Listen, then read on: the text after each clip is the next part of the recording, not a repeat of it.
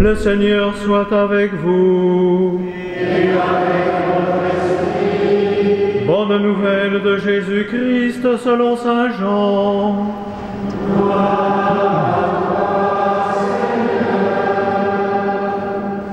En ce temps-là, Jésus disait à ses disciples: « Si vous m'aimez, vous garderez mes commandements.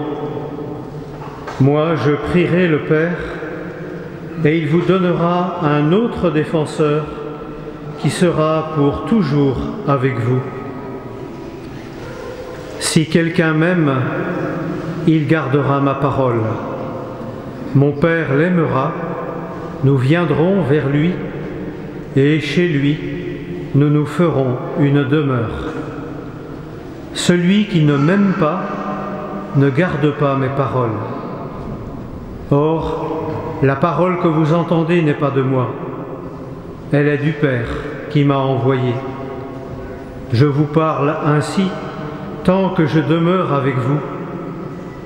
Mais le défenseur, l'Esprit Saint que le Père enverra en mon nom, lui vous enseignera tout, et il vous fera souvenir de tout ce que je vous ai dit. Acclamons la parole de Dieu. Louange à toi, Seigneur Jésus.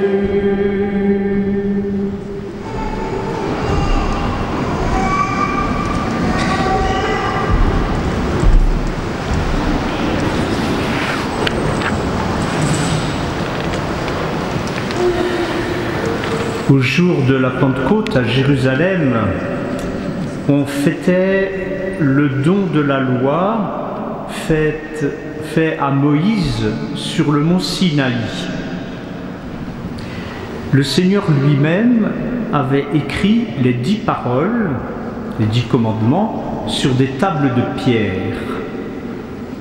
Mais ce n'était que l'amorce, que l'annonce d'un don de Dieu plus grand, celui qui se réalise pour la communauté des disciples de Jésus rassemblés dans le Cénacle.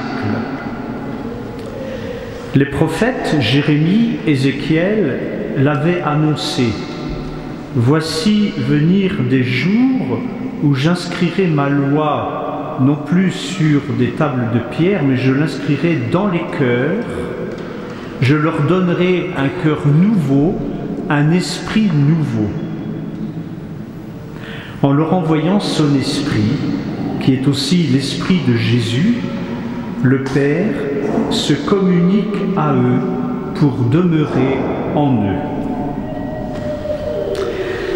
Dans les bouleversements que connaît l'Église, confrontés aussi que nous sommes, chrétiens du début du XXIe siècle, confrontés à l'indifférence religieuse, au recul aussi du nombre de chrétiens vraiment confessant et pratiquant leur foi, malgré les apparences, n'allons pas croire que l'Esprit Saint se soit absenté de notre monde.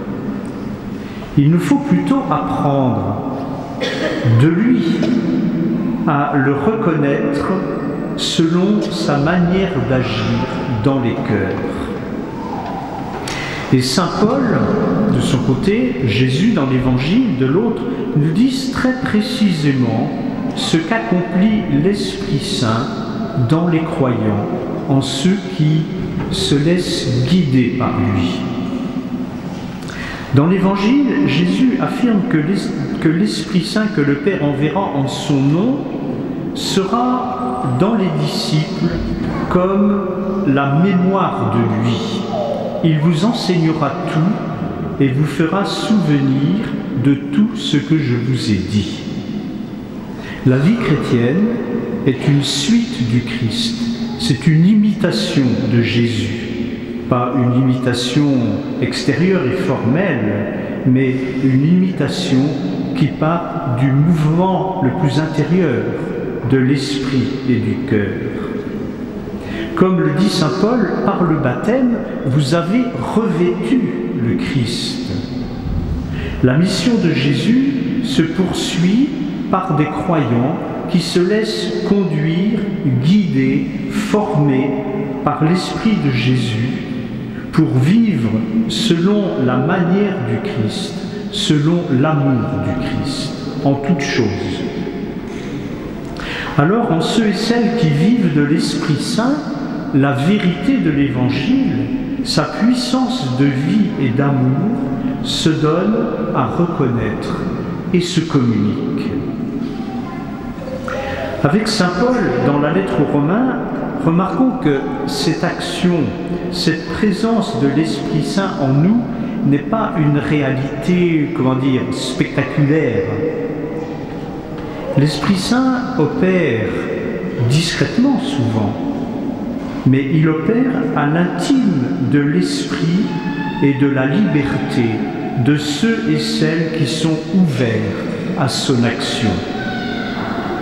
On reconnaît la présence et l'action de l'Esprit Saint à ses fruits.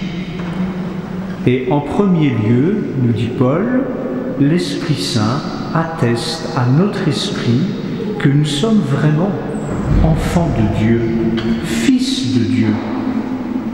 L'Esprit Saint nous établit dans une confiance filiale, aimante envers Dieu. Dans cette liberté, loin de toute attitude de peur, de crainte, qui, dit Paul, sont des attitudes d'esclaves. L'esprit que vous avez reçu ne fait pas de vous des esclaves, il fait de vous des fils.